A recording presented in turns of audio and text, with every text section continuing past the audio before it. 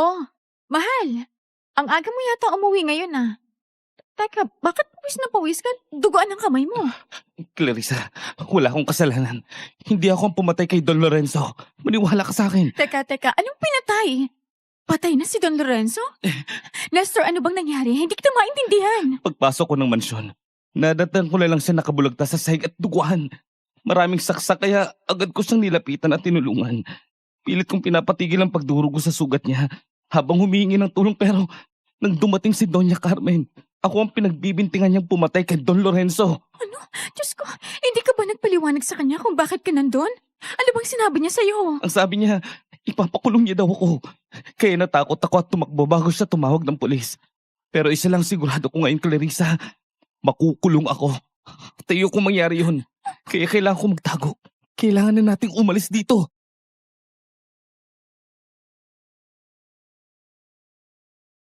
Kung ikaw ang nasa sitwasyon ni Nestor at may makita kang dugoang tao na puno ng saksak, lalapitan mo ba siya para tulungan o iiwas ka na lang para hindi na masangkot pa? At paano kung pinagbintangan ka ng isang krimeng hindi mo ginawa? Ano ang una mong gagawin? Tatakas ka ba at magtatago? O haharapin mo ito kahit makukulong ka?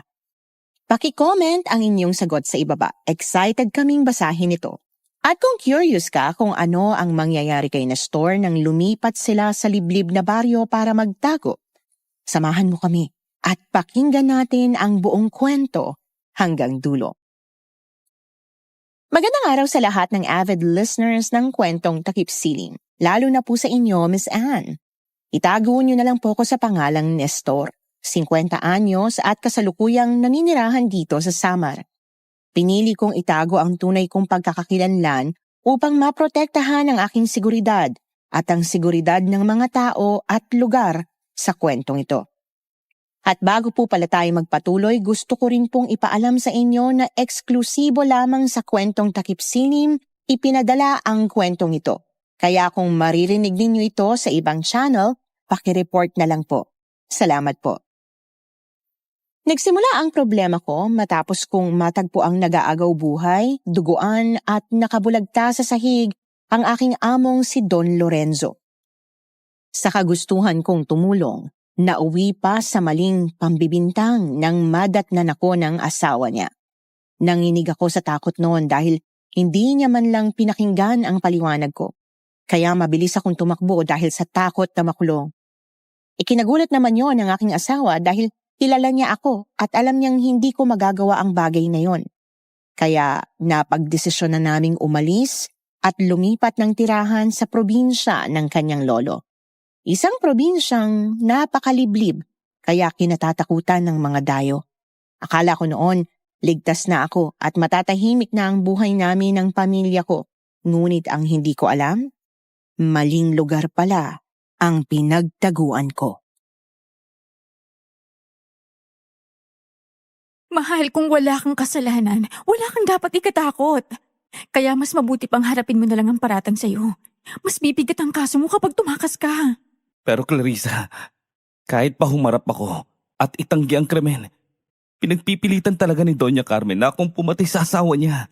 Mayaman siya, makapangyarihan, kaya wala akong laban sa kanya. Mahal, ayokong makulong. Ayokong mawala ng ama ang anak natin. Kaya sige na, tulungan mo ko. Umalis na tayo dito. Sige, aalis tayo. Siguro mas mabuti kung doon tayo kay Lola Pilar. Sobrang liblib doon kaya malabong mapupuntahan ka pa ng mga pulis. Salamat, mahal. Tara na, mag-impake na tayo bago pa tayo maabutan ng mga pulis. Sige, hugasan mo muna yung dugo sa kamay mo at baka makita pa yan ni Lucas.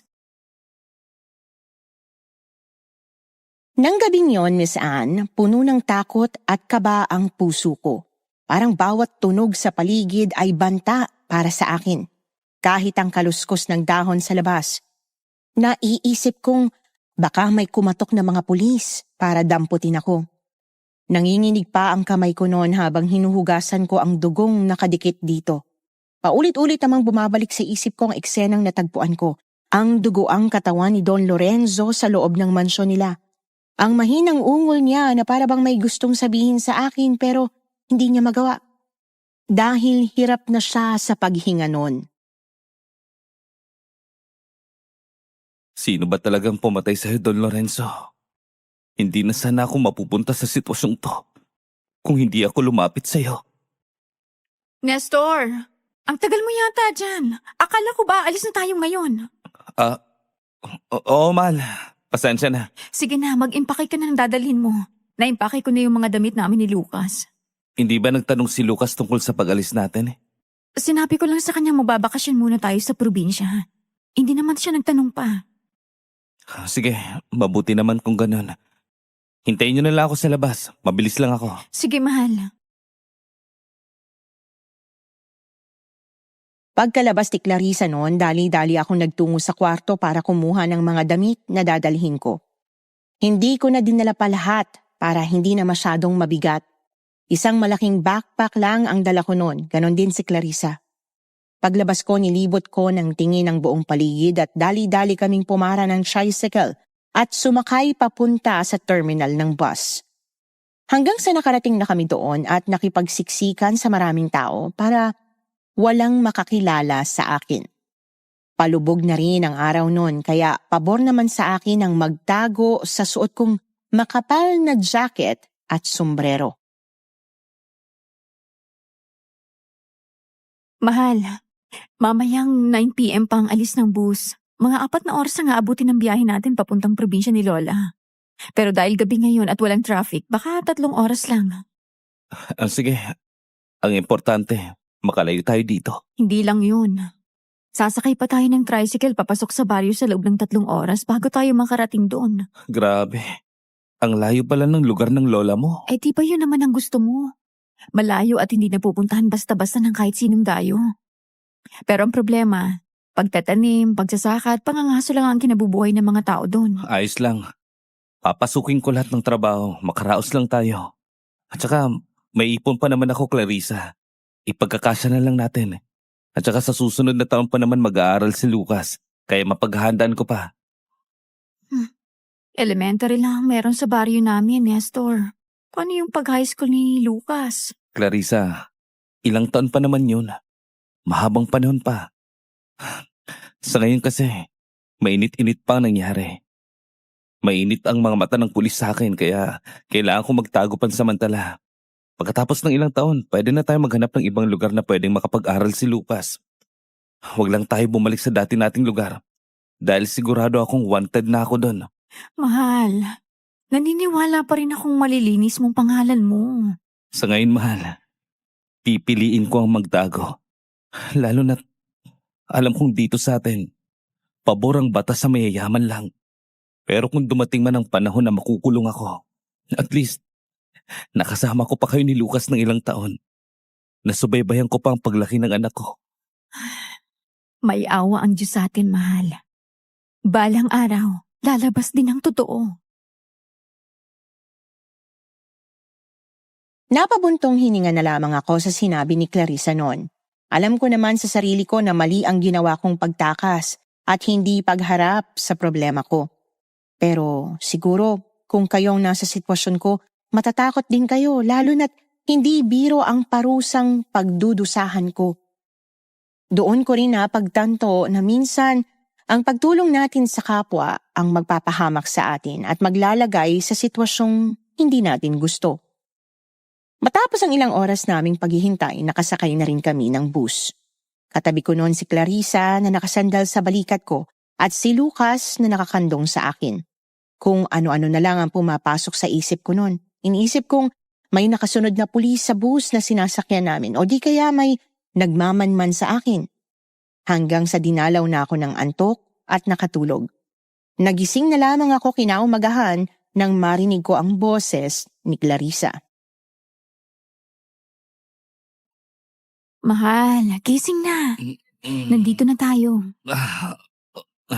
Oo, mahal. Pasensya na. Nakatulog ako. Okay lang. Tara na.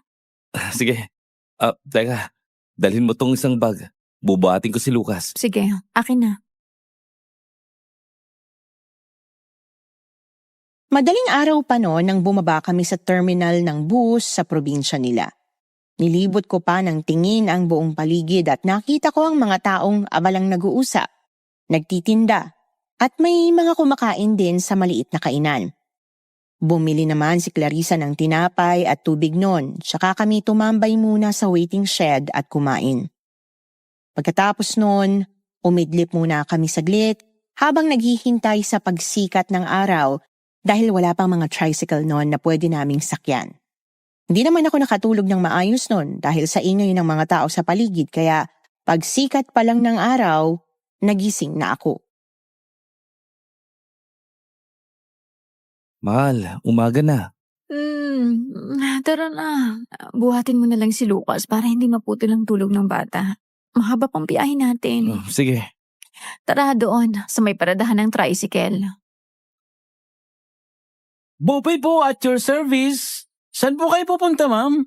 Sakay na po kayo sa tricycle ko. Kuya, sa Baryo Puting Lupa po. Ay, naku ma'am. Hindi na po kami pumapasok doon. Hanggang tuloy lang po ang hintuan namin. Ganun ba? Nung nakaraan pumapasok naman ang mga tricycle doon. Bakit ngayon hindi na? Hindi niyo po ba alam ang kwento sa baryong yun, madam?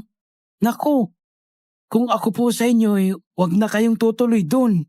Anong kwento, kuya? May 2 dayo pong umuwi sugatan at duguan ng katawan galing doon. At ang sabi, muntik na daw silang mamatay sa kamay ng halimaw sa baryong yun. May mga aswang daw doon. Ito, kuya.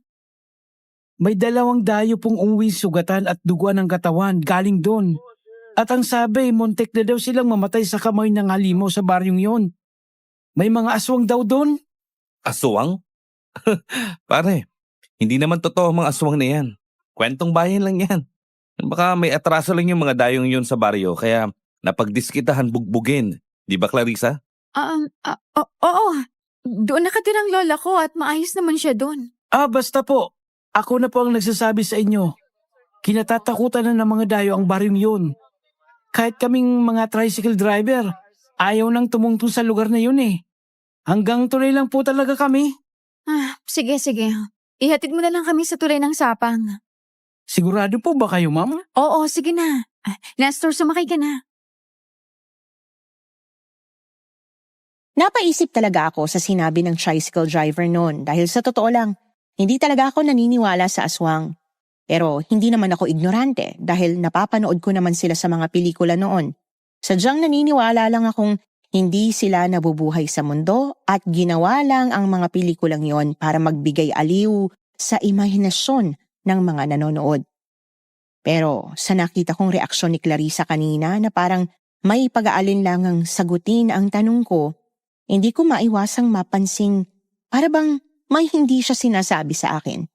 Napaisip tuloy ako noon kung totoo ba talaga ang sinabi ng driver. Lubak-lubak pa lang daan dito. At ang liblib ng paligid natin, mahal. Masanay ka na. Malapit na tayo sa tulay. Mas liblib ang Baryo Puting Lupa, Nestor. Talakarin pa natin papasok doon. Malayo bang lalakarin natin? Mga 2 kilometro lang naman mula sa tulay ng sapang. Makikita na natin ang bukana. Andito na po tayo. Pagkatapos ng mahigit 3 oras na biyahe, nakarating na nga kami sa harap ng umaagos na ilog. Agad kaming bumaba nun, tsaka inabot ni Clarissa ang pamasahe sa driver. Habang hawak ko naman ang kamay ni Lucas na kagigising lang din. Pagkatingin ko sa harapan, may tulay na gawa sa kahoy na nasa ibabaw ng ilog. Luma na ang mga tabla at medyo umaalog sa bawat hakbang namin. Sa ilalim, dinig ang tuloy-tuloy na agos ng tubig na tumatama sa mga bato. Napakapit naman ako sa gilid nang biglang nabiyak ang kahoy na tinatapakan ko at nahulog. Kumabog ang dibdib ko nun sa kaba, pati na si Lucas na umiiyak. Nestor! Lucas! Papa! Tahan na, anak. Ayos lang si Papa. Kumapit ka ng maayos.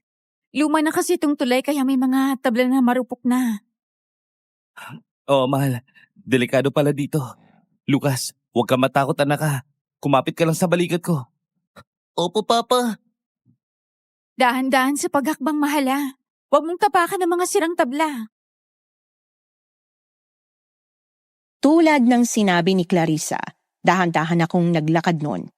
Hindi ko na mabilang ang hinakbang ko hanggang sa makarating kami sa dulo kung saan naroon ang malawak na talahibang may makipot na daan sa gitna. Napakunot noon naman ako nang makita yon dahil nasa isip ko noon na baka may mga ahas kaming makasalubong sa daraanan namin.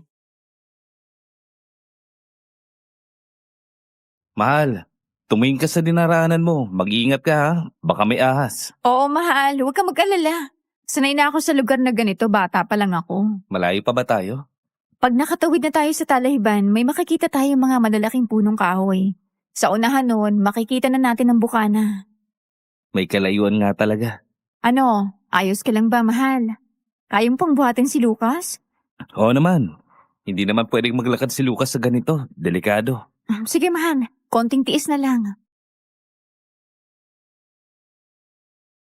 Mainit na ang sikat ng araw noon kaya napagod talaga ako sa paglalakad habang buhat ko ang anak kong si Lucas.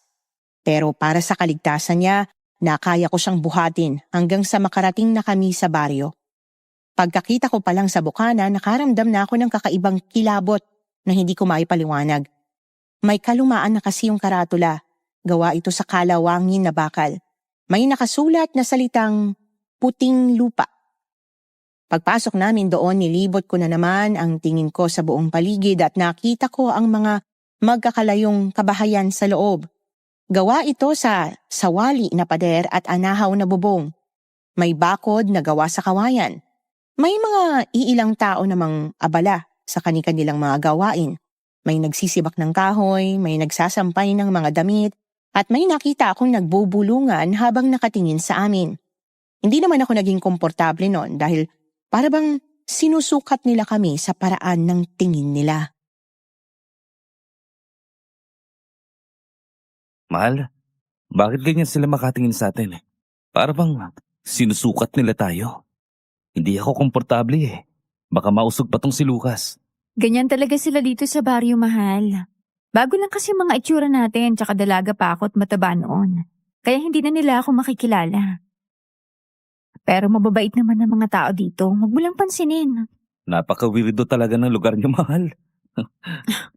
Sumunod ka na lang sa akin. Malapit na tayo sa bahay ni Lola Pilar. Sige. Papa, nauuha po ako.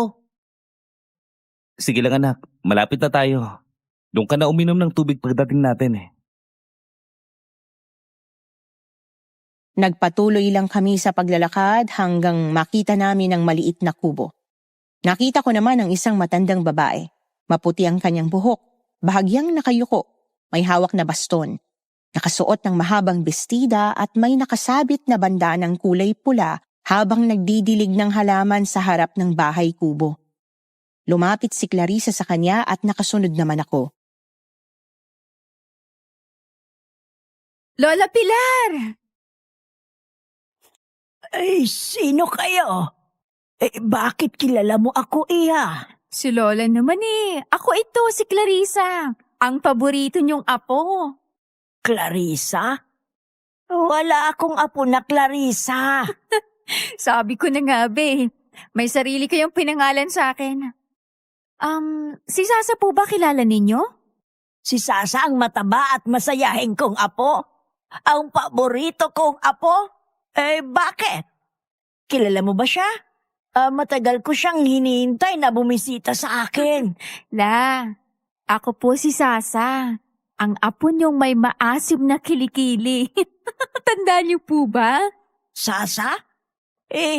Ikaw na ba yan, apo? Opo, Lola Pilar. Pumayat nga lang po ako at hindi na maasim tong kilikili ko. Amuyin niyo, oh. Sandali nga. Titingnan ko kung ikaw nga. Dahan-dahang lumapit si Lola Pilar sa kanya at tinitigan siya ng mabuti mula ulo hanggang paa sabay hawak ng pisngi niya at doon na matamis nang umiti ang matanda at niyakap siya ng mahigpit. Napangiti naman ako sa nasaksihan kong yakapan ng dalawang maglola. Ikaw nga si Sasa, ang paborito ko nga po. Uy, sobrang namiss kita po. Namiss din kita, Lola. Ang tagal na po Oh. natin hindi nagkita. Oo nga po. Teka, may kasama kang lalaki at bata. Huwag mong sabihing asawa at anak mo yan. Hindi po kayo nagkakamali, Lola. Si Nestor po asawa ko at si Lucas naman po ang anak po namin. Magandang tanghali po sa inyo, Lola Pilar. Mabait ba itong asawa mo? Pinapakain ka ba niya ng tama? Inaalagaan ka ba niya, apo? Si Lola talaga. Siyempre naman po. Mabait po si Nestor, kaya nga ang swerte ko po na siyang asawa ko. Aba, syempre. Ayokong maagrabyado ang aking paboritong apo. Lola, makakaasa po kayong hindi ko po sasaktan si Clarissa. Lalo na po ngayon na may anak na kami. Aba, dapat lang. Walang pwedeng manakit sa apo ko. Mahal na mahal talaga ako ng lola ko. Aba, syempre naman, apo. O siya, pumasok na kayo sa loob at ipaghahanda ko kayo ng merienda. Sige po, Lola. Mahal, tara sa loob. Sumunod ako kay Clarissa sa loob at umupo sa upuang gawa sa kahoy. Tsaka pinaupo din si Lucas. Kinuha ko naman ang tubig sa bag at ibinigay sa anak ko para mapawi ang uhaw niya bago ko nilibot ang paningin ko sa buong bahay. Simple lang ang loob. Sa sala, may lumang aparador na gawa sa kahoy. May mga lumang larawan at maliit na florera. Kahoy din ang sahig at magaspang ito na halatang matagal nang hindi nadadaanan ng lampaso. Sa isang kanto, may maliit na lamesang may lampara na nagbibigay ng ilaw. Ilang upuan ang nakalagay sa tabi ng pader at may mga lumang libro sa ibabaw ng isa. Halos naaamoy ang kahoy at may kaunting amoy ang pamahid. Sa bintana, may manipis na kortina na hinahayaan ng liwanag ng araw na pumasok at nagiging banayad sa buong silid. Eto lang ang maiaalok ko sa inyo, iha. Lugaw at nilagang kamote. Eto, tubig kung nauuhaw kayo. Salamat po, La. Walang anuman, Sasha. O sige na, kumain na kayo. Sige na, mahal. Kumain ka na. Ikaw, anak, ha? Anong gusto mo? Umiling lang si Lucas na halatang hindi sanay sa pagkaing bukid. Ang nakasanayan kasi niya ay hotdog, manok at gulay lang. Samantalang ako naman ay natuwa dahil noon pa man ay paborito ko na ang nilagang kamote. Kumuha ako ng isang piraso at binalatan ko ito saka kinain. Halos hindi naman ako makalunok noon nang titigan ako ng kanyang lola. Masyadong papagusisa si Lola Pilar at hindi ko alam kung bakit ganoon na lamang siya sa akin hanggang sa nagsimula na siyang magsalita sa harap namin. Mabuti naman at naisipan mong bumisita dito, Sasha. At mukhang magtatagal yata kayo dito sa dami niyang dala ninyo. Ang totoo po niyan, La. Gusto po sana namin dito tumira. Dito tumira? Seryo? At mukhang magtatagal yata kayo dito sa dami niyang dala ninyo. Ang totoo po niyan, La. Gusto po sana namin dito tumira. Dito tumira? Seryoso ka ba dyan, apo? Opo, La. Seryoso po ako kung okay lang po na dito kami tumira sa inyo. Wala namang problema sa akin. Pero hindi ako naniniwalang walang malalim na dahilan ang desisyon mong yan. Napakagandang tumira sa syudad para sa pamilyang katulad nyo na may pangarap dahil nandoon ang trabaho. Dito, trabahong bukid lang ang magagawa ng asawa mo. Ayos lang naman po yun, La. Tumahimik ka. Hindi ikaw ang kinakausap ko, kundi ang apo ko. Hindi kayo magdidesisyon ng ganyan kung ikaw lalaki. May pangarap ka ba para sa pamilya mo? La, kumalma po kayo. Tama po kayo. May malalim nga po kaming dahilan kung bakit po ako bumalik dito. Sabihin mo sa akin kung ano, apo, bago ko kayo payagang manatili dito. La, napagbintangan po kasi si Nestor sa kasalanang hindi niya ginawa. Ngayon po pinaghahanap po siya ng mga pulis. Ha? Sangkot siya sa isang krimen. Ganon ba? Hindi po siya ang may gawa, Lola. Napagbintangan lang po siya kaya po kami umalis sa lugar namin. Dahil siguradong dadamputin siya ng mga pulis doon. Ayoko pong mawala ng amang anak ko. At ayoko pong pagdusahan niya sa kulungan ang kasalanan ng iba. Kung hindi mo ginawa, iho, bakit ka natatakot? Baka ginawa mo talaga. Mayaman po ang amo ko. At alam kong mas pinapanigan ng batas ang mayayaman. Lalo na't pinipilit ni Doña Carmen na ako talagang pumatay sa asawa niya. Ayoko pong makulong. Kaya mas mabuting mamuhay na lang po ako ng tahimik dito. Alam ko, iho. Huwag kayong mag-alala. Pwede kayong manatili dito sa bahay ko. Total, malapit na naman akong mamatay. May mapag-iiwanan na ako. Lola naman eh. Huwag niyo pong sabihin yan. Masaya na nga po akong pumayag kayo. Nagkakabili naman kayo. Siyempre, apo. Matanda na ako kaya hinahanda ko na ang sarili ko. Saan pa ba ako papunta? Hindi naman ako pwedeng habang buhay dito sa mundo. Kahit na la, huwag niyo pong sabihin yan. Mabubuhay pa po kayo ng matagal. Ay nako, basta nagsasabi lang ako. Pagkatapos niyong kumain dyan, ihahatid ko na kayo sa magiging kwarto niyo. Salamat po, Lola. Ay, teka. Kamukha mo pala itong anak mo, Sasa. Opo. Kamukha ko nga po si Lucas. Hindi po siya nagmana sa tatay niya. Lucas, anak, magmano ka sa lola mo. Tahimik namang lumapit si Lucas at nagmano kay Lola Pilar. Halatang nahihiya ito at curious nang makita ang kanyang lola. Bahagya naman itong ngumiti at ganoon din si Lola Pilar. Doon ko napagtanto na mabait pala ang lola ni Clarissa. Siguro, tinarayan lang niya ako kanina dahil gusto lang niyang protektahan ang apo niya. Pero kita ko ang kabutihan niya kaya napangiti din ako noon. Paborito mo yata ang kamote, iho. O sige, kunin mo yung isang natira para maubos na at madala ko na sa lababo ang mga pinggan. Sige po, Lola. Salamat po. Walang anuman. Basta itrato mo lang ng maayos ang apo ko, iho. Kung ayaw mong makatikim ng galit ko. Opo, Lola Pilar. Imbis na matakot ako, napangiti na lamang ako sa pagtataray ni Lola Pilar. Hindi kasi siya yung klase ng mataray na kaiinisan ko dahil alam kong gusto lang niyang protektahan ang paborito niyang apo. Pagkatapos naming kumain noon, hinatid niya kami sa magiging kwarto naming mag-anak. Pagbukas niya ng pinto, bumungad naman sa amin ang simple na silid pero maayos tingnan. Maliit lang ito, sakto lang para sa maliit na pamilyang tulad namin. May isang kama sa gilid na may puting kumot na bahagyang gusot at dalawang una na may pundang bulaklak ang disenyo. Sa tapat ng kama ay may lumang kahoy na mesa. May kaunting gasgas sa ibabaw at katabi nito ang isang upuang medyo tabingi. Sa isang sulok naman ay may aparador na gawa sa tabla. Medyo kupas ng pintura.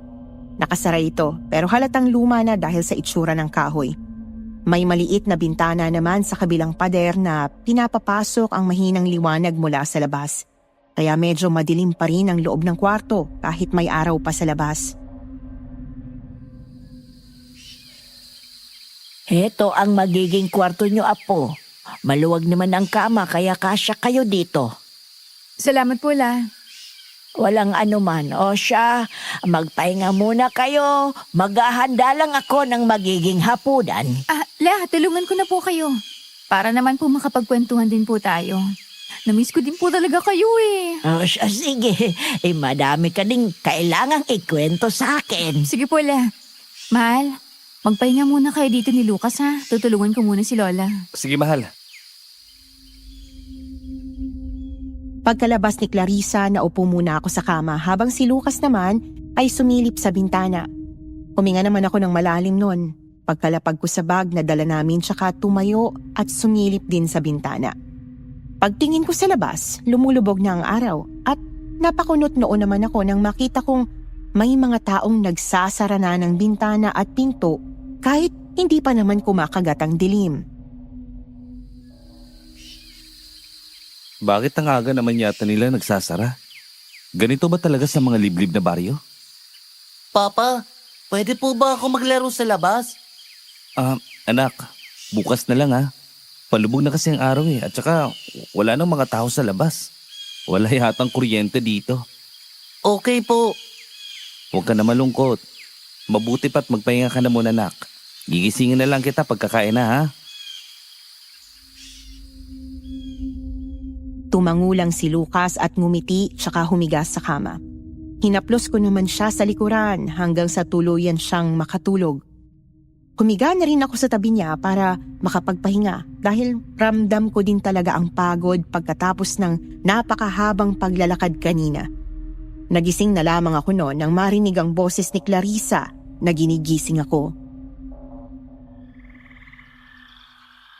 Mahal, Mm, gising na. Kakain na tayo. napasarap yata ang tulog ko. Halata ngang napagod ka. Tara na. Hinihintay na tayo ni Lola sa mesa. Sige. Lucas, anak, tara na. Kakain na tayo.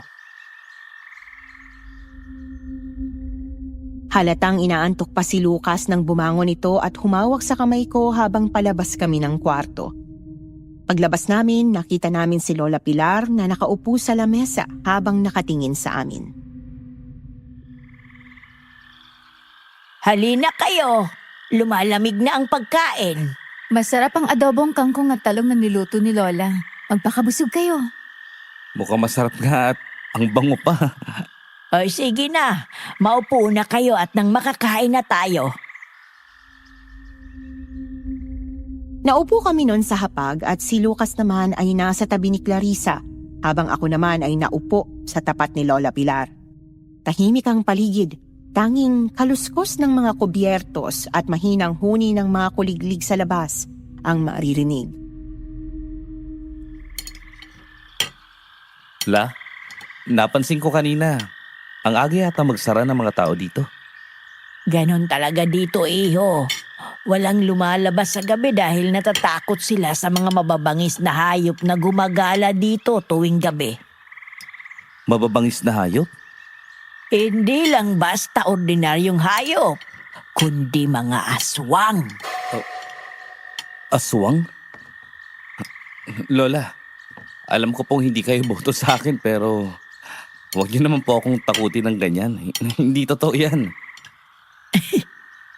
Aba, hindi kita tinatakot, iho. Nagsasabi lang ako ng totoo. Totoo ang sinasabi ni Lola, Nestor. Totoo ba talaga, mahal? Eh di, totoo nga yung sinabi ng tricycle driver kanina. Oo, pero matagal na panahon na yon. Kaya hindi ko akalaing hanggang ngayon may mga aswang pa rin na napadpad dito sa puting lupa. At ang mahirap, nag-aanyong tao sila. Kaya hindi sila agad natutukoy. Pasensya na, Lola. Pero buong buhay ko, hindi pa ako nakakita ng aswang na sinasabi niyo. Ang hirap naman po yatang paniwalaan. Basta mamayang gabi, huwag niyong bubuksan ang bintana ng kwarto niyo kahit anong mangyari. Malinaw ba sa'yo, iho? Opo, Lola. Ilang saglit pa tahimik lang kaming kumain. Si Lucas, bagamat inaantok, ay pilit na sumusubo habang nakasandal kay Clarissa. Halatang wala lang sa kanya ang pinag-uusapan namin ni Lola Pilar dahil hindi naman niya alam kung ano ang mga aswang. Buti nga at inosente pa siya sa bagay na yon para hindi siya matakot. Habang ako naman noon, pilit na iniisip kung totoo ba talaga ang sinasabing aswang ni Lola Pilar. Hindi ko naman maintindihan kung bakit hindi man lang sinabi ni Clarissa sa akin ang totoo. Sa puntong yon, napaisip ako sa naging desisyon kong magtago sa baryong yon.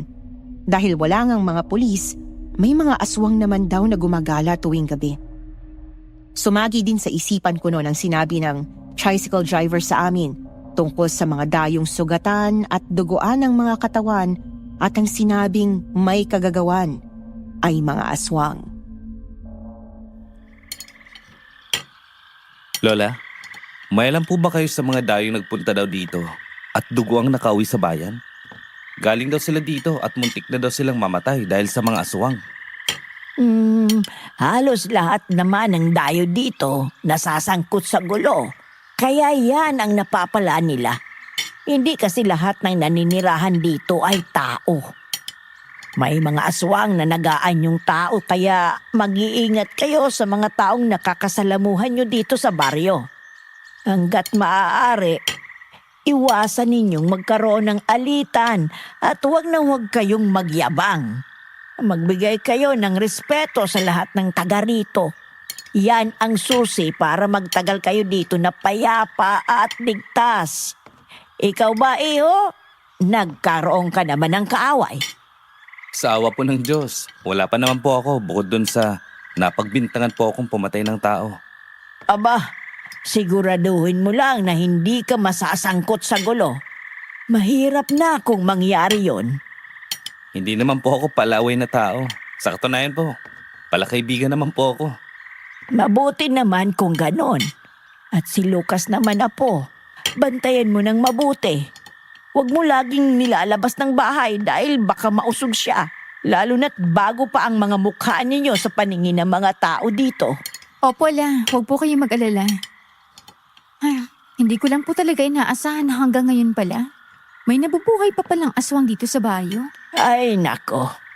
Sanay na ako sa kanila. Basta, mag-iingat lang kayo dito at mamuhay ng tahimik. Walang magiging problema. Maliban na lang kung magbuntis ka. Hindi ka pwedeng magbuntis dito, apo. Hindi po siya pwedeng magbuntis dito? Oo, dahil yan ang paboritong puntiryahin ng mga aswang. Eh bakit, iho? May balak ka bang buntisin ulit ang apo ko? Wala naman po. Sa sitwasyon po namin ngayon, wala na po sa isip ko yan. Ayoko pong mahirapan pa si Clarissa. Mabuti naman kung ganon. Ano po bang itsura ng aswang, Lola? Hindi pa po kasi ako nakakita ng aswang sa personal eh. Sa mga pelikula ko lang sila nakikita, kaya parang ang hirap pong paniwala ang totoo. Malalaman mo ding totoo ang sinasabi ko, iho. O isa ngayon, sundin niyo lang ang sinabi ko kung gusto niyong manatili dito ng ligtas sa pamamahay ko. Sige po, Lola. O siya, pagkatapos niyo dyan, iwan niyo na lang at magpahinga na kayo. Ako na ang bahalang magliligpit at maghugas. Ako na po, La. Hindi ka pwedeng maghugas ng pinggan, apo. Unang araw mo pa lang dito. Ay, oo nga pala. Ako na lang po magliligpit. O siya, sige, apo. Tulad ng sinabi ni Lola Pilar pagkatapos naming kumain, ay agad na kaming naglakad papasok sa kwarto para makapagpahinga. Nakatulog naman kami ng matiwasay noong gabing yon. Hanggang sa bandang madaling araw. Nagising kaming dalawa ni Ako na ang bahalang magliligpit at maghugas. Ako na po, La. Hindi ka pwedeng maghugas ng pinggan, apo. Unang araw mo pa lang dito. Ay, oo nga pala. Ako na lang po magliligpit. O siya, sige, apo. Tulad ng sinabi ni Lola Pilar pagkatapos naming kumain, ay agad na kaming naglakad papasok sa kwarto para makapagpahinga. Nakatulog naman kami ng matiwasay noong gabing yon. Hanggang sa bandang madaling araw. Nagising kaming dalawa ni Clarissa nang marinig ang ingay sa labas. May pag-angil at malalaking yabag ng paa na nagtatakbuhan, kaya napatayo ako noon at sumilip ng bahagya sa maliit na siwang ng bintana sa gitna. Nanlaki naman ang mga mata ko sa nakita. May mga dambuhalang asong may mapupulang mga matang tumatakbo at magkasunod sila. 4 sila sa pagkakabilang ko. Kitang-kita ko sila kahit na medyo madilim at tanging buwan lang ang nagsisilbing liwanag nun. Napasinghap ako nun sa takot at napaatras. Mahal, may mga dambuhalang aso na nagtatakbuhan sa labas. Mapupula ang mga mata nila. Nakakatakot. Parang hindi yun ordinaryong aso lang. Clarissa, ano ba yun? Aswang ba yun? Oo, Nestor. Aswang nga. Pero wala ka namang dapat ikatakot kung nasa loob ka ng bahay. Sa mga ganitong kaliblib na baryo, hindi talaga maiwasang may mga naninirahang tulad nila. Nung nandito ka pa, Clarissa, wala bang ginawang masama ang mga aswang sa inyo? Wala naman, mahal. Hindi rin kasi ako masyadong lumalabas at lumalayo sa bahay. Natuon lang kasi ang atensyon ko sa pagtulong kay Lola Pilar sa pagtatanim sa bakuran at sa mga gawaing bahay. Matabang dalagita pa ako noon. Nag-aanyong tao ba talaga sila? Oo, nagaan yung tao sila sa araw kaya mahirap tukuyin ang mga aswang dito. Magaling sila magpanggap kaya dapat Mag-iingat ka sa lahat ng makakausap mo sa baryo. Huwag kang magtitiwala. At higit sa lahat, huwag kang makikipagtalo sa kahit sinong tao dito sa baryo. Kilala mo naman ako, Clarissa. Hindi ako ganong klaseng tao. Pagkatapos namang sinabi mo, kahit papano, nawala ang kaba sa dibdib ko. Dahil panatag naman akong hindi ako magkakaroon ng kaaway dito. Pero mahal, kailangan kong makahanap ng trabaho. Bukas, sasabihin ko si Lola kung may mapapasukan ka bang trabaho dito sa baryo. Kahit pa extra-extra lang sa palayan. Ayos na yun. O sige. Mahal, mukhang nawala ng mga aswang sa labas. Sigurado akong nasa gubat sila ngayon. Naghahanap ng pagkain. Ano bang kinakain nila? Sa mga kwentong naririnig ko, kumakain sila ng tao, di ba? Lamang loob ng tao o hayop ang kinakain nila. Pero kung laman loob ng tao ang kinakain nila, bakit di nila kinain ng lahat ng mga tao sa baryo? Kaya hindi nila inuubos sa mga tao sa baryo kasi kailangan nilang kontrolin ang sarili nila para mabuhay ng matagal. Tsaka sa dami ng tao sa baryong to, mahihirapan silang sakupin ng lugar. Merong mga limitasyon din ng mga aswang. May mga dugong mapait para sa kanila. Hinihintay na lang nilang may magkasakit, mabuntis o mamatay. Kaya nga dito sa baryo namin, kapag inilibing ang tao sa libingan, kinabukasan, nakalabas na ang kabaong at wala nang lamang loob ang bangkay. Grabe. Ngayon alam ko na ganun pala mga aswang, Clarissa. Oo, Nestor. Tuwing gabi naman, hayop ang hinahanap nila sa gubat. Pinapatay nila ito at pinagsasaluhan. Ano pa bang alam mo tungkol sa mga aswang, ha, mahal?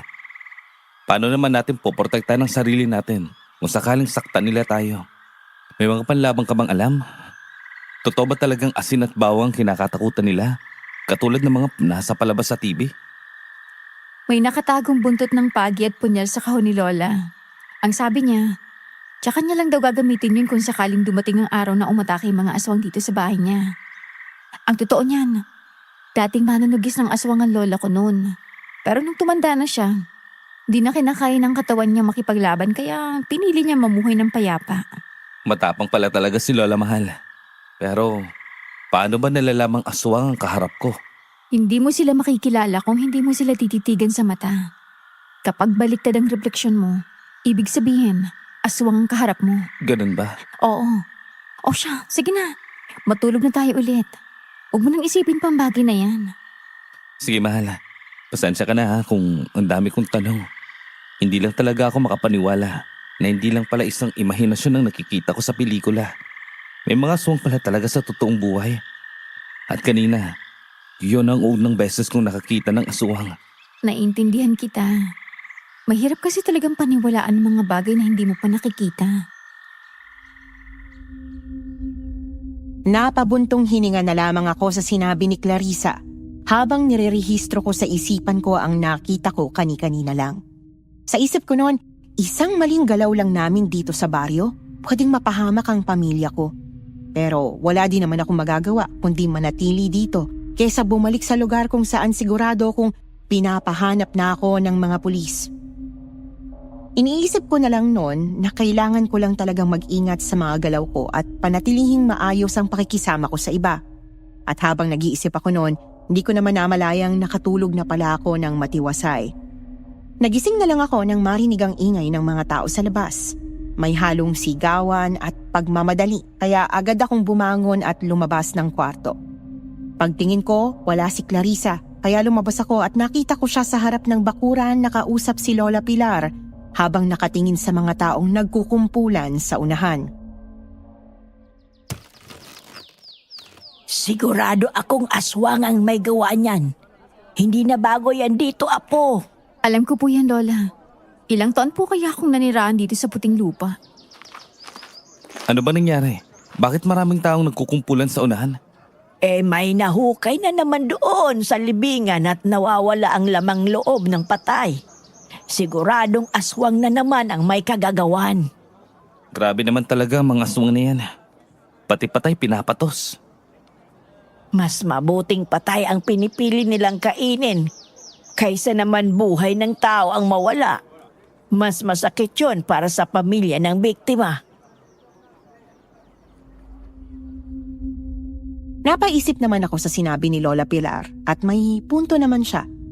Pero para sa akin, sagrado ang katawan ng tao kaya hindi ito dapat lapastanganin. Pero aminado naman ako na wala akong laban dahil ordinaryong tao lang ako. At hanggat maaari ayokong masangkot pa sa kanila, hindi lang para protektahan ang sarili ko, kundi pati na rin ang pamilya ko. Hay nako, mas mabuti pang mag-almusal na tayo para magawa ko na ang dapat gawin ngayong araw.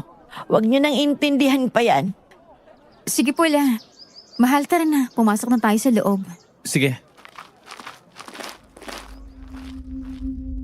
Pagpasok namin sa bahay, nakasunod lang ako nun sa kanila papunta sa hapagkainan. Naglalapag naman si Lola Pilar ng pinggan sa mesa at nakita ko ang mangkok na may lamang sabaw na gulay.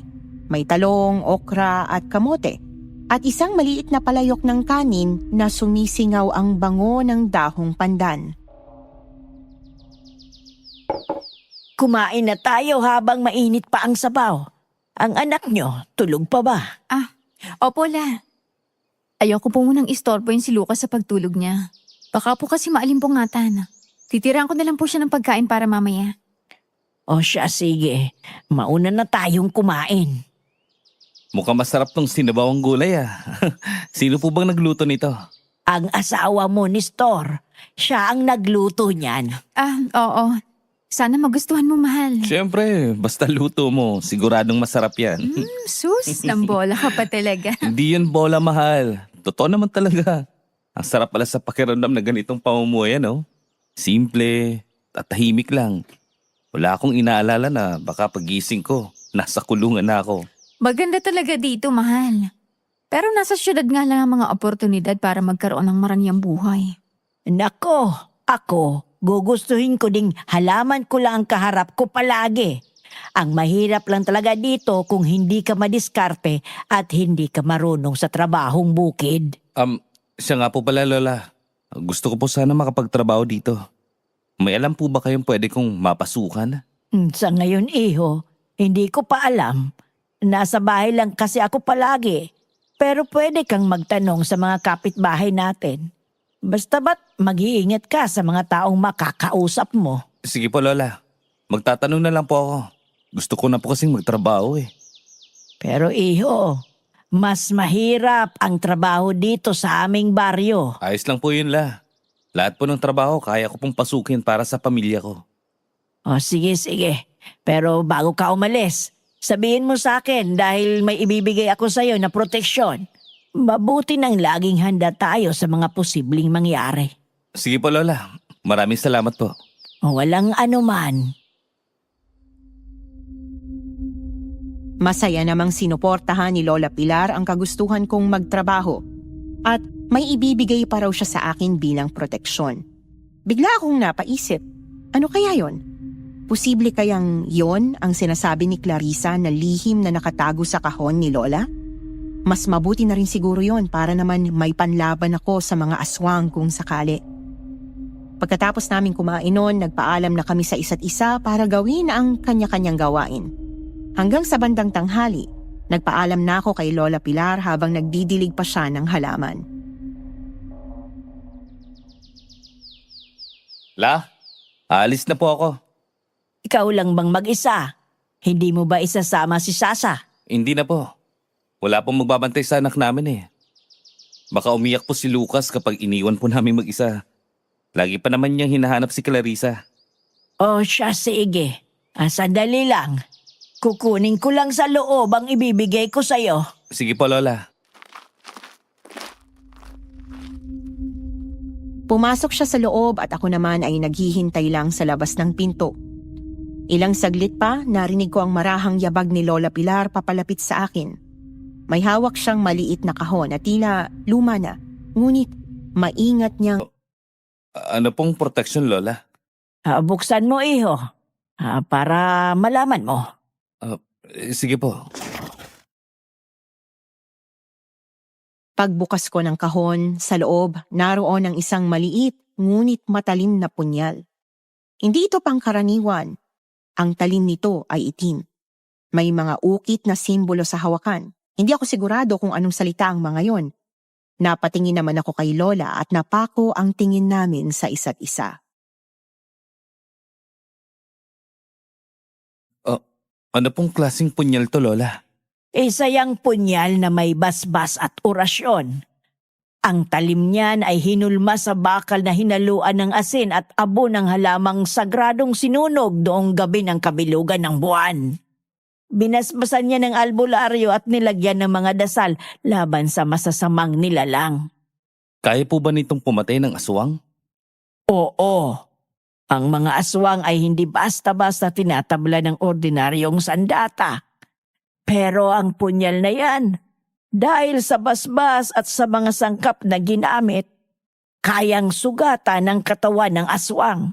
Kapag nasaksak mo sila sa dibdib, maaari nila itong ikamatay. Napalunok ako habang pinagmamasdan ng punyal.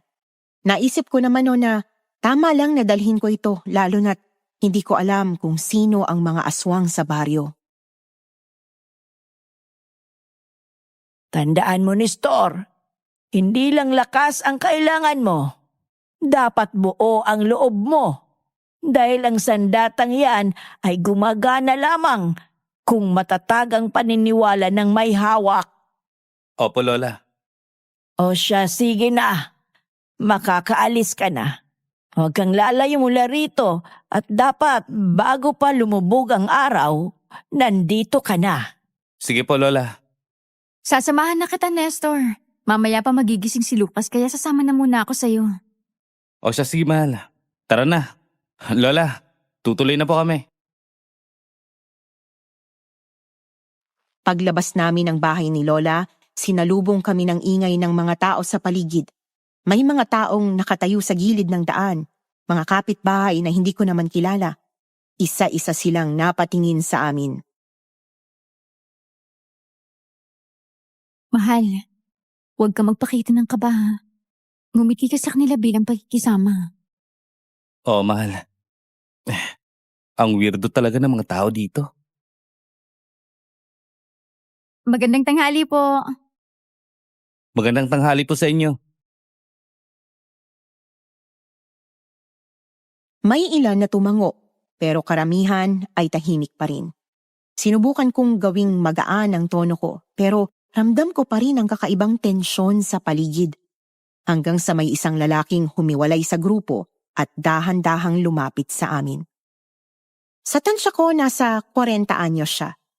Habang papalapit siya, napansin kong itsura niya. Matangos ang ilong, makapal ang kilay, pero hindi nakakunot. At may malalim na guhit sa gilid ng kanyang bibig na parang sanay siyang ngumiti. May bahagyang pilat sa kanyang pisngi pero hindi yun nakakatakot tingnan. Parang marka lang ng sugat sa nakaraan. Ang kabuuan ng mukha niya ay magaan tingnan. May aura ng pagiging palakaibigan. Parang madaling lapitan. Magandang tanghali sa inyo. Ngayon ko lang yata kayo nakita dito sa baryo. Mga dahil lang ba kayo dito? Taga rito po ang lola ko, si Lola Pilar. Kahapon pa lang po kami dumating dito. Ah, ganun ba? Siya nga pala, ako si Dario. Ako naman po si Clarissa at siya po ang asawa ko, si Nestor. Ah, Nestor, baka gusto mo ng trabaho. Kailangan ko kasi ng kasama sa pagtatanim bukas. Kinulang kasi kami ng tao kaya inutusan ako ni Don Luciano na maghanap ng isa pang makakasama para tutulong sa pagtatanim. 100, 1 kilong bigas at kumpol ng saging ang bayad sa atin. Eh baka gusto mo lang? 100 lang? Oo. May problema ba doon? May saging at bigas ka pang madadala sa inyo. Ganyan lang talaga ang bahay dito, Nestor. Liblib na baryo kasi ito hindi syudad. Ang hirap pala dito. Mahirap. Mas magaan pa nga ang buhay namin dito kaysa sa syudad. Halos lahat ng pagkain dito ay libre lang. Kaya wala kang gagastusin kung masipag ka lang talaga. Doon ko naman napagtanto ang malaking kaibahan ng liblib na baryo at syudad. Hindi gaanong importante sa kanila ang laki ng halaga ng pera doon. Mas importante para sa kanila ang sariwang pagkain na magagawa nila sa bukid. Kontento na sila sa ganoong buhay at sa ganoon kaliit na sahod sa buong araw na pagtatrabaho. Sa totoo lang, kung may pagpipilian lang ako, mas gugustuhin ko pa rin tumira sa syudad dahil nandoon ang lahat ng oportunidad na pwedeng magpaangat sa buhay ng pamilya ko.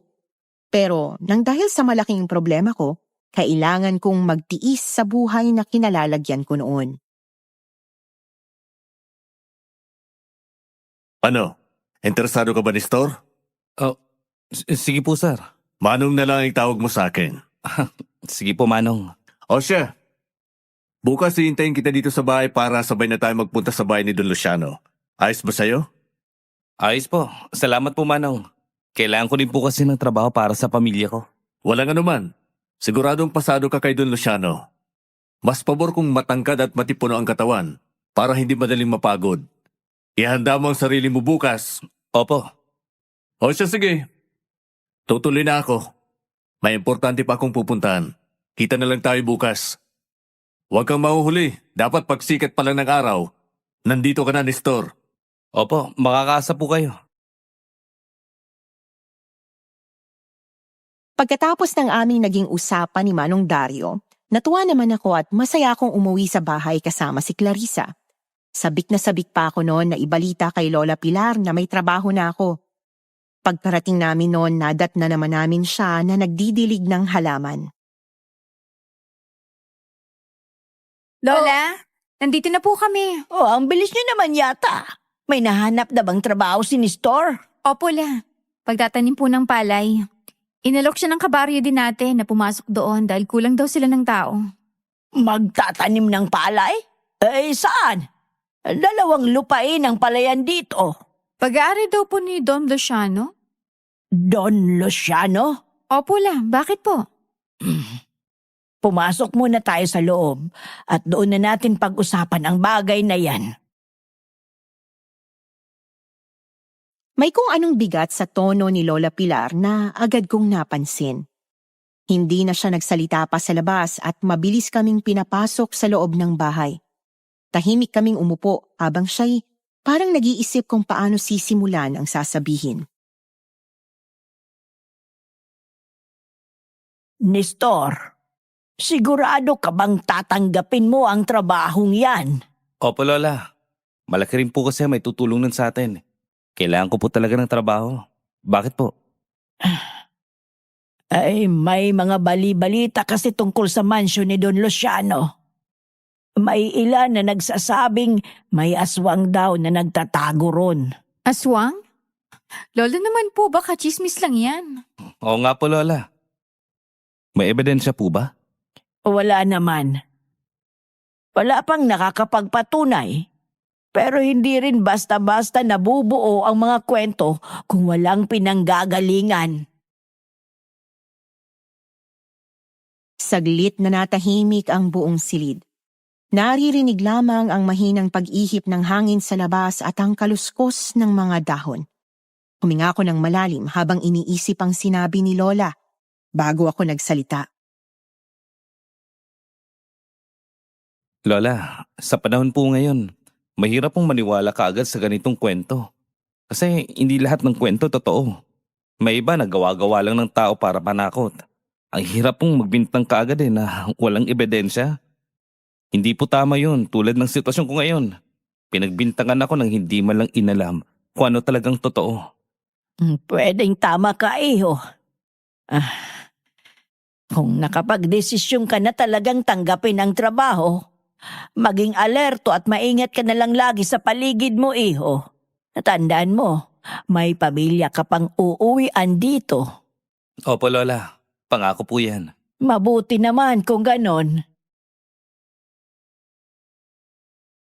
Ramdam ko noon ang pag-aalala ni Lola Pilar, pero nangingibabaw ang kagustuhan kong magkaroon ng trabaho.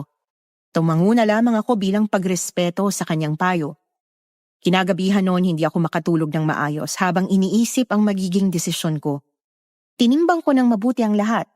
Ang pangangailangan namin, ang kagustuhan kong makaipon para sa kinabukasan, ang babala ni Lola at ang usap-usapan sa baryo.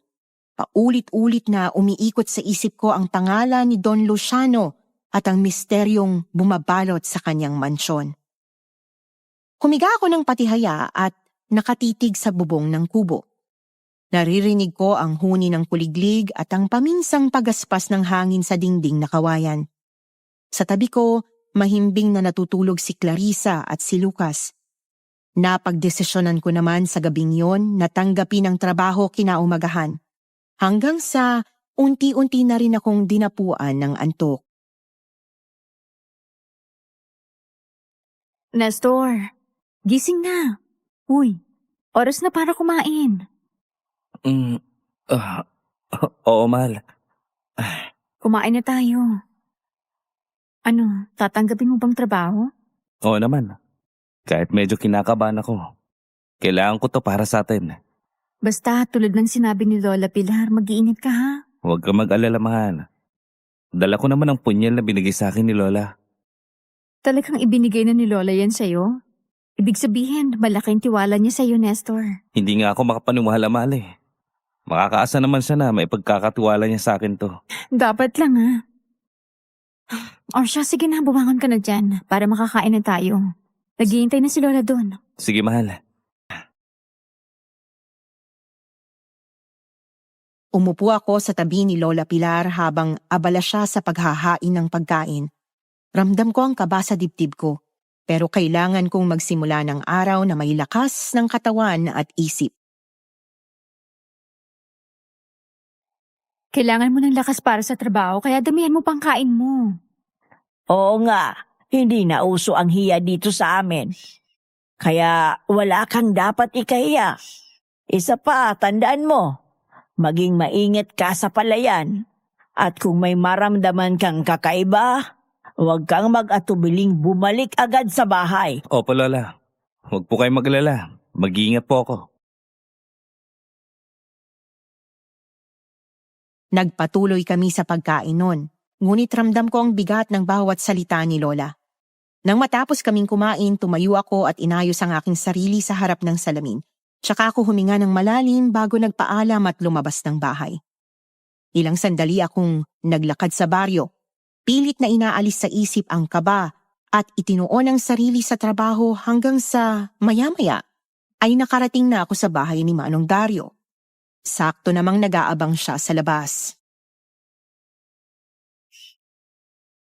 Oh, Nestor! Sakto ang pagdating mo. Magandang umaga po sa inyo, Manong.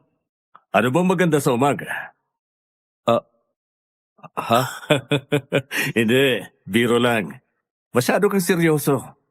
Relax lang, para naman akong masamang tao niyan eh. Pasensya na po. Akala ko po kasi seryoso kayo sa sinabi niyo. Ganyan nga. Tumawa ka lang para maihanda mo ang sarili mo sa harap ni Don Luciano. Sasabihan na kita. Masyadong seryoso yun magsalita. Pero mabait naman yun. Ang dami nga niyang binigyang trabaho dito sa aming baryo. Tanging pagngiti lang ang naging tugon ko sa sinabi niya at niyaya na nga niya ako noon papunta sa mansyon ni Don Luciano. Medyo may kalayuan din talaga ito at tansya ko ay nasa mahigit 1 kilometro ang nilakad namin noon bago kami makarating sa isang malaking mansyon. Halatang pinaglumaan na ito ng panahon. May ilang bahaging nagbabalatang pintura at sa harap ay malaking gate na metal na bahagyang kinakalawang ng panahon. Kahit luma, halata pa rin ang karangyaan nito sa laki at disenyo. Nandito na tayo. Tara, pumasok na tayo sa loob. Sige po, Manong. Dito tayo. Ang laki pala ng mansyon ni Don Luciano. Tama ka. Pumasok kami sa loob ng mansyon at napukaw naman ang atensyon ko sa malalaking larawan na nakasabit sa pader. Mga larawan ito ng mga taong hindi ko kilala at nakaramdam naman ako ng kilabot at kaba sa mga seryosong tingin nila kahit na alam kong larawan lang yon at walang buhay. Ngunit nabaling naman ang atensyon ko nang marinig ko ang yabag sa hagdanan. May bumabang isang matandang lalaki, nakasuot ng kupas na itim na polo at napakaseryoso ng tingin niya sa akin. May pagkadominante at mabigat ang aura niya kaya napalunok ako sa kaba. Pero pilit pa rin akong ngumiti nang makaharap ko siya. Hindi ko naman maiwasang maalala ang sinabi ni Lola Pilar tungkol sa mansyon na may nakatagong aswang. Aminado naman akong natakot ako sa itsura nito. Bukod sa mga lumang larawan na nakasabit, kitang-kita rin kasi ang kalumaan ng mga gamit. Magandang umaga ho, Don Luciano. May nahanap na ho akong kasama sa pagtatanim. Si Nestor ho, bagong dating lang ho sa baryo natin. Mapagkakatiwalaan ba yan, Dario? Oo. Tsaka di ba gusto nyo, matangkad at matipuno para hindi ho mabilis mapagod? Tignan nyo naman ho. Pasado siya, Don Luciano. Tama. Magaling ka, bata. Mamaya, ibibigay ko ang karagdagang bayad kasabay nagsahod mo. Siguraduhin mo lang na magaling ang magtrabaho. Mukha kasi walang alam yan na trabaho sa bukid. Naku, Don Luciano, wala akong problema. Ako na ang bahala magturo sa kanya. Mabuti, dahil ayoko ng kapalpakan. Maliwanag ba, Dario? Oo. Maliwanag pa ako sa sikat ng araw. Alam na ba niya kung magkano ang arawan niyo? Oo. Nasabi ko na din ho sa kanya kahapon. Mabuti. O siya, magsimula na kayo sa trabaho nyo.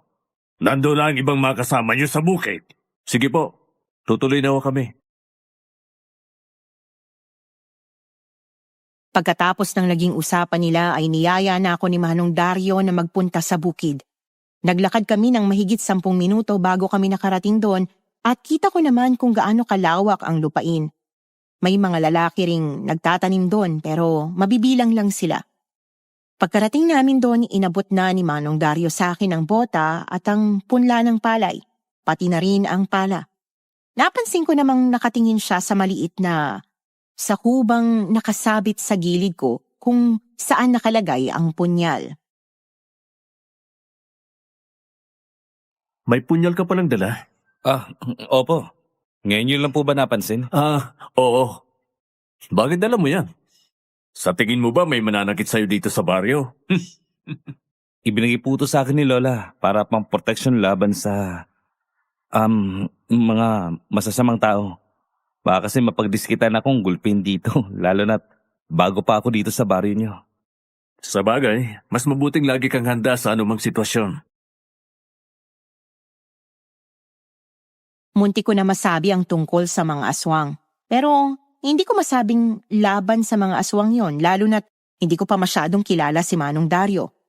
Inalala ko ang sabi ni Lola Pilar na huwag magtitiwala basta-basta sa mga tao dito, kaya mas mabuting sarilinin ko na lang muna. Tanging ngiti lang ang naging tugon ko sa kanya at sinimulan na nga namin ang trabaho namin. Akala ko basta pagtatanim lang, pero habang tumatagal kami, doon ramdam ko ang pagod, lalo na tirik pa ang araw noon dahil tanghali na, kaya tumutulo talaga ang pawis sa mukha ko. Inabot naman ni Manong Dario sa akin ang tuwalya. Eto, tuwalya. Punasan mo ang pawis mo. Bakit hindi ka pala nagdala? Hindi ko naman po kasi alam na ganito pala sobrang init dito. O ngayon, alam mo na. Kaya sa susunod na araw, huwag mong kalimutang magdala ng tuwalya, pamunas ang pawis mo. Ganito talaga ang trabaho sa bukid. Mahirap, mainit. Pero importante may kinikita at nakakain araw-araw. Sa totoo lang po, mas mahirap pala talaga ang trabaho dito. Talaga? Ano bang trabaho mo noon? Family driver po ako. Kumikita po ako ng 500 sa isang araw. Libre na din po ang pagkain. Aba, ang laki pala ng sahod mo, Nestor. Ano bang nakain mo at nagpunta ka pa dito? May sira ka yata sa ulo. Mahaba pong kwento, Manong eh. Mahabang kwento? Gusto ko yan. Ikwento mo na para naman mabawasan kahit papaano ang pagod natin dito. Teka, mabuti pa, kumain muna tayo. Heto, may dala akong saging. Ikwento mo na, makikinig ako. Sa totoo lang, ayoko sanang magkwento sa tunay na dahilan, pero nakita kong mabuting tao naman si Manong Dario.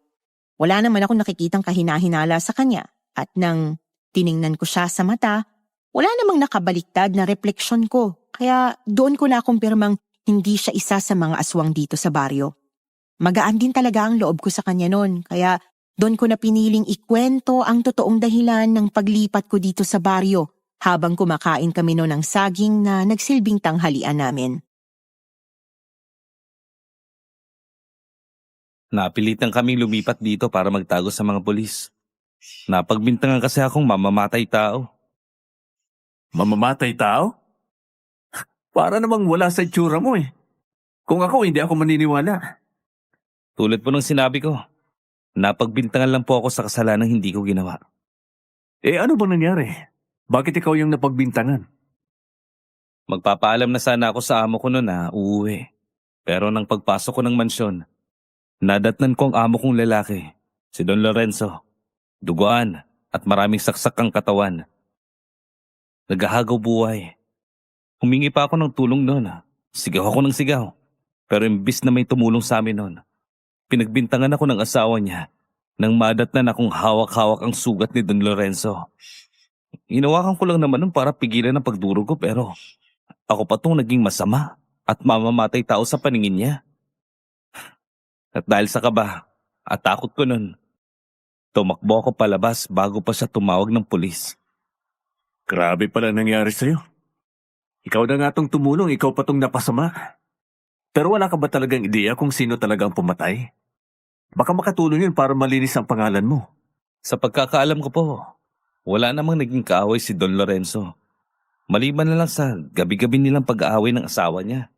Dahil na rin sa pagiging babaero niya. Baka ang kasawa niya ang pumatay sa kanya. Napatigil ako at napaisip sa sinabi ni Manong Dario. Kahit minsan hindi sumagi sa isip ko na magagawa yon ni Doña Carmen, lalo na't alam kong sobrang mahal niya si Don Lorenzo, kaya malabo namang mangyari ang nasa isip ni Manong Dario, kaya hindi din ako sumangayon doon. Imposible naman po yung iniisip niyo. Saksi po ako kung gaano kamahal ni Doña Carmen si Don Lorenzo. Kaya malabo po yan eh. At saka, di ba, mas malakas si Don Lorenzo kay Doña Carmen? Paano naman niya magagawa yun? Hula ko lang naman yun. Siya nga pala, hanggang kailan ba kayo dito? Wala ka na bang balak harapin ang problemang iniwan mo? Mas importante sa akin na makasama ko ang asawa at anak ko. Kaya wala pa po talaga sa isip kong bumalik sa dati naming lugar. Mas maganda na to. Mas tahimik, payapa. Pero mas mahirap magtago habang buhay, Nestor. Siguro, balang araw, magiging handa na ako. Kapag nakita ko ng maayos ng kalagayan ng pamilya ko. Kapag nakapagtapos na ng koleyo si Lucas. Ayun. Hula ko lang naman yun. Siya nga pala, hanggang kailan ba kayo dito? Wala ka na bang balak harapin ang problemang iniwan mo? Mas importante sa akin na makasama ko ang asawa at anak ko.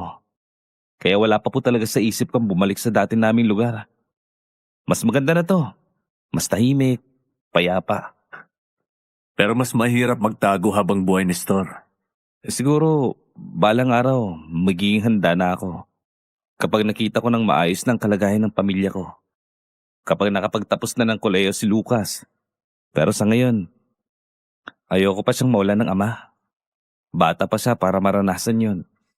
Ayokong iparanas sa kanya ang naranasan ko na naulila din sa ama. Naintindihan kita, Nestor. Salamat po sa pakikinig, Manong Dario. Walang anuman. Kaibigan ang turing ko sa'yo. Kaya kung may problema ka, pwede mong sabihin sa akin. Alam ko, bago pa lang tayo magkakilala. Pero nung una kitang makita, magaan na ang loob ko sa'yo. Naalala ko kasi yung kapatid kong lalaking namatay. Namatay? Ano po bang kinamatay? Sakit sa baga. Dahil sa layo ng ospital, hindi na namin siya napatignan pa sa doktor. Hanggang sa lumalala ang sakit niya at hindi na niya kinaya. Pero alam mo ba ang pinakamasakit? Nakita na lang namin nakalabas ang kabaong niya sa hukay at wala nang lamang loob ang bangkay niya. Nanlaki ang mga mata ko sa narinig ko mula kay Manong Dario. Naalala ko kasi ang sinabi ni Lola Pilar tungkol sa mga aswang na hinuhukay ang libingan ng mga patay at kinukuha ang laman loob nito para kainin. Isa din pala ang kapatid ni Manong Dario sa mga biktima. Saglit akong natahimik noon at napansin yon ni Manong Dario. Nestor, ayos ka lang ba? Bigla ka yatang tatahimik. Isa din palang kapatid mo sa mga nabiktima ng aswang. Nasabi po sa akin yan ni Lola Pilar. Lahat daw ng mga namamatay, hinuhukay ang libingan at kinakain ng mga aswang ang laman loob ng bangkay. Tama ka. Pero hanggang ngayon, hindi ko pa din matukoy kung sino sa mga tao sa baryo ang aswang. Dahil magaling silang magpanggap. Gusto ko sanang maipagiganti ang kapatid ko ni Stor. Hindi makatarungan ang ginawa ng aswang na yun sa bangkay niya. Sagrado ang bangkay ng isang tao. Kaya malamang isang malaking kaparusahan ang ipapataw ng Diyos sa kanila. Ang dapat sa mga halimaw na yan, sinusunog sa impyerno. Manong Dario, alam mo na din ba ang mga kwentong kumakalat tungkol sa mansyon ni Don Luciano? Anong kwento? May tinatago daw na aswang sa loob ng mansyon na yun. Talaga? Hindi pa nakarating sa akin ang balitang yan. Pero noon pa man, may napapansin akong kakaibang presensya sa mansyon niya. Posible kayong totoo ang kwentong yan? Wala naman daw pong ebidensya pero paano kung totoo? Ikaw pong mas nakakilala kay Don Luciano. Magaling sa pagpapanggap ang mga aswang. Kaya hindi nga imposibleng totoo ang kwentong yan at yan ang aalamin ko. Kita ko ang seryosong mukha ni Manong Dario at halatang determinado talaga siyang alamin ang totoo. Nakaramdam naman ako ng kaba dahil kita kong gusto niya talagang ipaghiganti ang kapatid niya. Hindi na ako nagsalita pa noon at nagpatuloy na kami sa pagtatanim hanggang sa unti-unting dumidilim na ang paligid. Tama na yun, Nestor. Palubog na ang araw. Kailangan na natin kunin ang sahod natin kay Don Luciano. Sumobra na tayo sa oras ng trabaho. Sige po, Manong. Tara na. Hindi pala madaling magtanim. Nanibago ang katawan ko. Ayos ka lang ba? Opo, ayos lang po. Mabuti man kung ganun. Masasanay ka din sa trabaho bukid. Oo naman po. Kailangan ko lang po ng pahinga. Naglalakad kami noon pa uwi at nilibot ko naman ang tingin ko sa buong paligid. Doon ko napagtanto kung gaano kalawak ang lupaing yon. Tansya ko ay nasa 5 ektarya ang lawak nun. Nakasunod lang ako noon kay Manong Dario hanggang sa may narinig kaming sigaw ng babae na humihingi ng tulong. Kaya agad kaming napatigil sa paglalakad.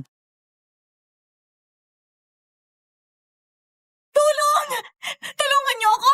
Lumayo ka sa akin, halimaw! Si Elena yun ah. Kilala niyo po yan? Doon po yata yung banda. Kapatid ko yun. Tara, puntahan natin.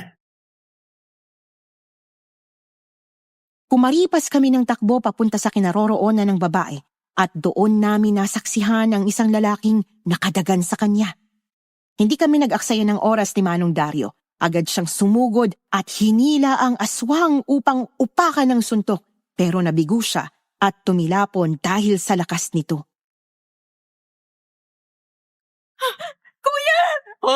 Lintik na yan! Manong, ayos lang po ba kayo? Ayos lang ako, Nestor. Walang yakarin nun! Huwag mong sasaktan ang kapatid ko! Manong Dario, huwag ka nang makialam pa dito. Kita mo naman, nagmamahalan kami ni Elena. Nagmamahalan! Sinasaktan mo ang kapatid ko! Yun ay dahil matigas ang ulo niya. Hindi siya pwedeng mapunta sa iba. Akin lang siya! Akin lang! Demonyo ka! Halimaw ka! Halimaw! Ano bang pinagsasabi mo, mahal ko? Di ba nagmamahalan naman tayo? Paano ko mamahalin ang isang tulad mo, Renan? Kung ikaw mismo ang humukay sa libingan ng kapatid ko! Halimaw ka! Aswang! Aswang ka! Kumabog ang dibdib ko sa narinig at agad kong hinawakan noon ang ulo ng punyal para ihanda ang aking sarili sa posibleng pag-atake ng aswang. Sa isip ko noon, kung totoong aswang nga siya, nasa panganib ang buhay ni Manong Dario at ng kapatid niya. Nanlaki naman ang mga mata namin pareho nang masaksihan ang pagpapalit anyo niya. Unti-unting nabaluktot ang kanyang katawan, parang may puwersang humihila mula sa loob. Ang kanyang balat ay nagdilim. Parang naging abo at nagsimulang magbitak-bitak. Ang kanyang mga mata ay lumubog at biglang naging kulay pula. Ang bibig niya'y bumuka ng lampas sa normal at doon ko nasilayan ang mahahaba at matutulis niyang pangil.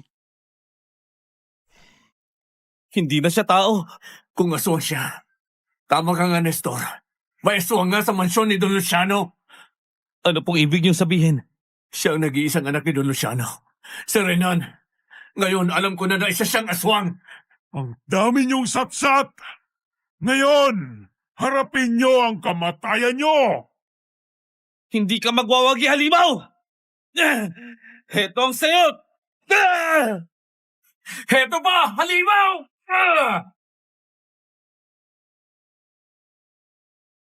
Sinalubong ko ang aswang, hawak ang aking punyal. Umiwas ako sa kanyang pag-atake at sinaksak ko siya sa balikat, dahilan upang mapahiyaw siya sa sakit. Hindi ako tumigil at paulit-ulit ko siyang sinugatan. Samantala, sumugod si Manong Dario mula sa likuran at walang awang pinaghahampas ang halimaw gamit ang pamalong kahoy. Hindi ko naman sinayang ang pagkakataon nang makita ko siyang tumihaya. Kaya mabilis akong sumugod at sinaksak siya sa dibdib gamit ang punyal dahil yon ang sinabi ni Lola na makakapatay sa aswang. Anong punyal yan? Bakit sobrang sakit? Hindi ko na kaya! Ang punyal na to ay para sa iyo, halimaw! Mamatay ka na! Heto pa! Para sa lahat ng panloloko mo sa akin! Elena! Wag! Pinukpok ni Elena ang aswang gamit ang malaking bato kaya napahiyaw ito. Hindi ko alam kung saan niya yun nakuha, pero kita ko yung galit sa kanyang mga mata. Galit na bunga ng sakit at paghihiganti. Si Manong Dario naman ay nanginginig ang kamay habang hawak ang pamalong kahoy at muli niya itong hinampas sa ulo. Nanigas ang katawan niya at nanatiling nakadilat ang mga mata. At sa mga oras na yun, saglit akong natulala at bumalik sa alaala ko ang duguan at nakabulagtang katawan ni Don Lorenzo. Napatay ko siya. Napatay natin siya. Napatay natin siya. Nestor, ayos ka lang ba? Kumalma ka. Dapat lang yan sa kanya. Isa siyang halimaw. Hindi. Hindi ko siya pinatay. Hindi ko siya pinatay. Nestor, kumalma ka. Ano ba? Niligtas lang natin si Elena at ang buong baro sa aswang na yan. Pero, paano kung makulong tayo? Nestor, walang mga pulis ang lugar na to. Hindi tayo makukulong. Halimaw ang pinatay natin. Huwag kang nga mag-isip ng ganyan. Halika na nga. Kailangan na natin umalis dito. Hindi natin alam kung sino pa ang mga aswang sa baryong to. Baka nga pati mga tauhan ni Don Luciano aswang. Halika na nga. Kailangan na natin umalis dito. Hindi natin alam kung sino pa ang mga aswang sa baryong to. Baka nga pati mga tauhan ni Don Luciano aswang din. Kuya, aswang din si Don Luciano. Nakita ko silang nagbagong anyo bilang mga halimaw. Kaya ko nga hiniwalayan si Renan eh. Nadiskubre ko ang tunay nilang pagkatao. Sila ang mga aswang sa baryong ito. Pati na rin ang katiwala nilang si Fabian. Ang galing nilang magpanggap. Nabulag nila ng pera at lupain ang mga tao dito. Patagal na pala tayong niloloko ng mga aswang na yan. Kailangan ko nang umuwi. Kailangan ako ng pamilya ko, Manong Dario. Mga aswang! Anong ginawa niyo sa anak ko? Renan! Madami sila. Hindi natin sila kakayanin. Takbo! Magbabayad kayo sa ginawa niyo sa anak ko! Mga alagad! Sugurin sila!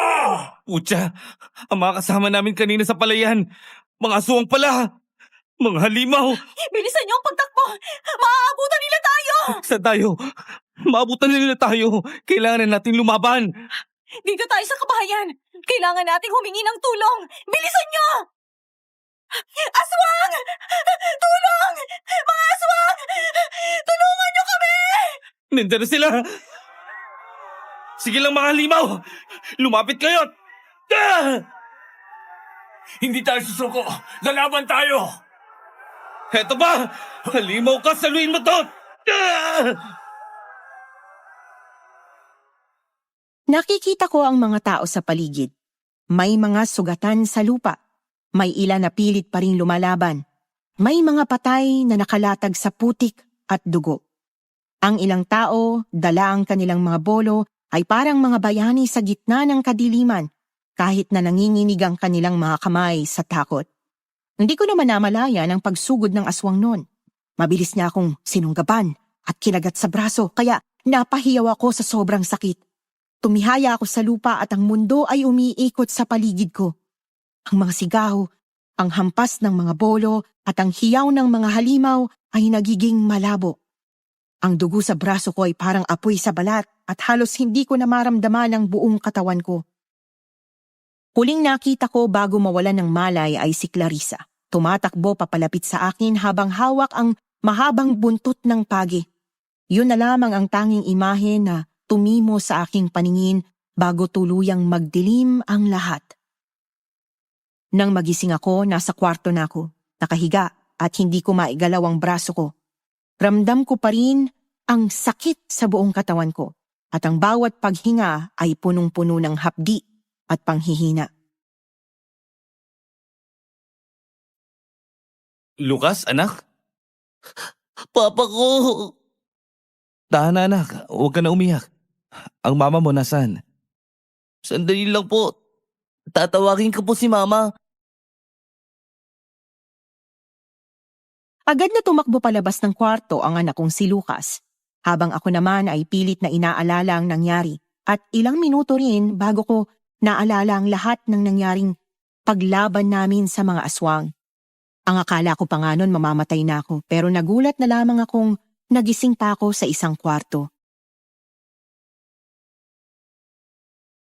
Nestor, salamat naman sa Diyos, gising ka na. Teka lang mahal, ang sakit. Natamaan mo ang sugat ko. Pasensya ka na, mahal. Sobrang siya ko lang, gising ka na. Kumusta kayo? Ayos ka lang ba? Si Lola Pilar, kumusta? Kausap niya si Manong Dario at Elena habang ginagamot din ang mga sugat nila. Nasa sala sila, nagpapagaling din. Ang mga aswang, buhay pa ba sila? Nanganganib ng buhay natin dito, mahal. Tapos ng laban, mahal. Namatay ng mga aswang. Naipanalo ng mga taong laban dahil na din sa tapang ninyo. Tapang? Akala ko nga mapapatay na ako eh. Alam mo bang hindi ko inaasahang mangyari to? Sobra akong nag-alala sa iyo kahapon. Kaya pala masama ang kutob ko dahil may mangyayari palang masama sa iyo.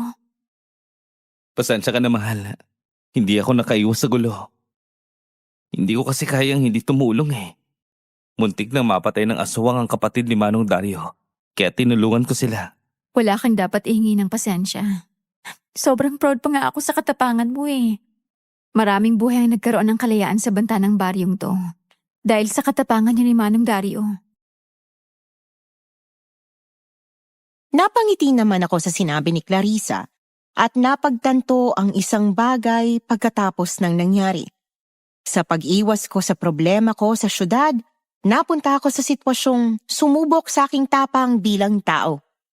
Sa kabila ng takot ko noon, nanaig pa rin sa akin ang katapangan at yun ang isa sa pinagmamalaki ko sa sarili ko. Mabuti naman, gising ka na, iho. Gising na din ang mga kaibigan mo. Kumusta po sila, Lola? Ayos lang po ba sila? Ayos naman.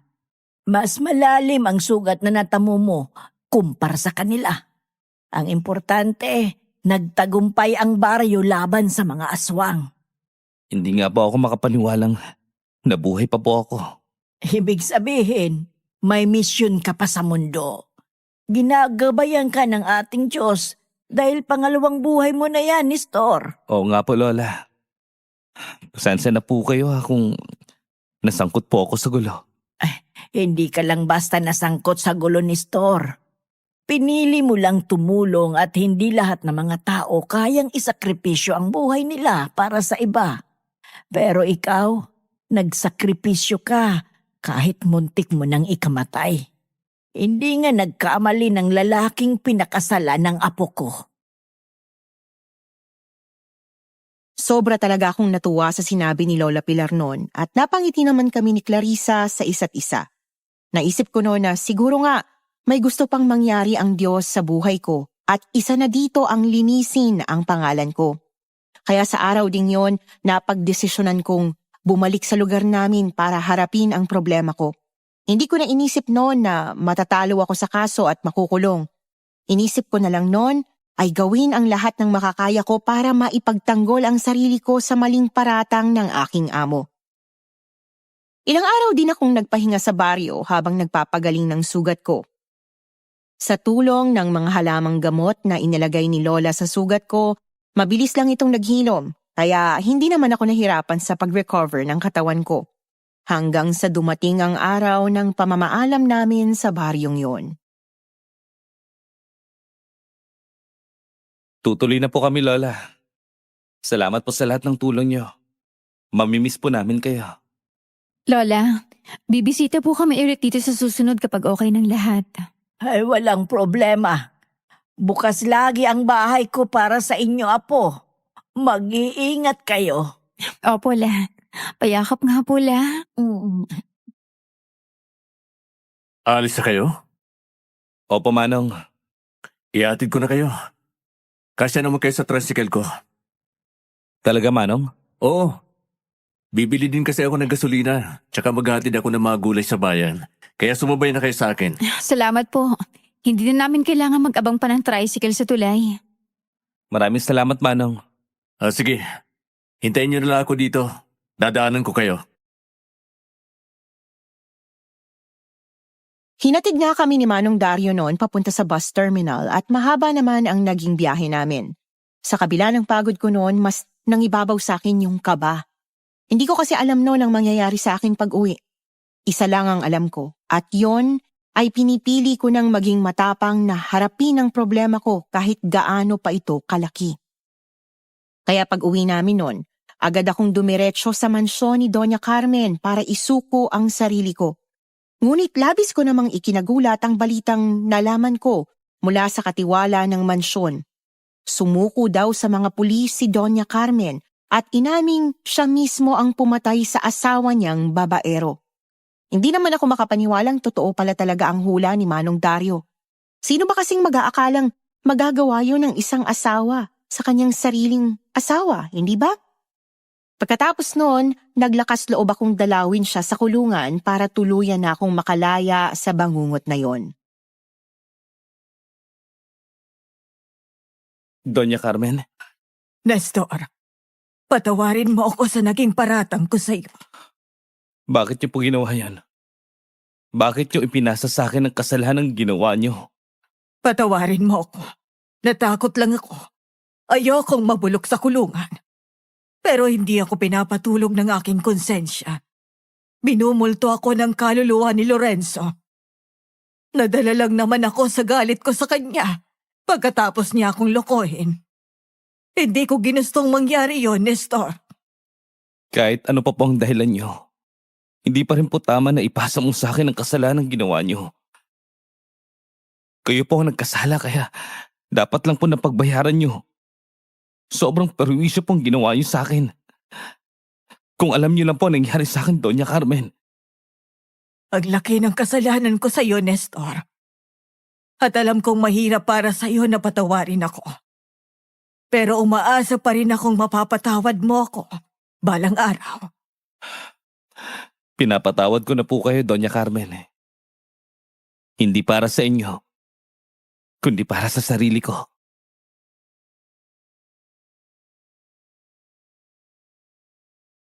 Pagkatapos ng usapan namin ni Doña Carmen, ramdam ko na ang ginhawa sa puso ko.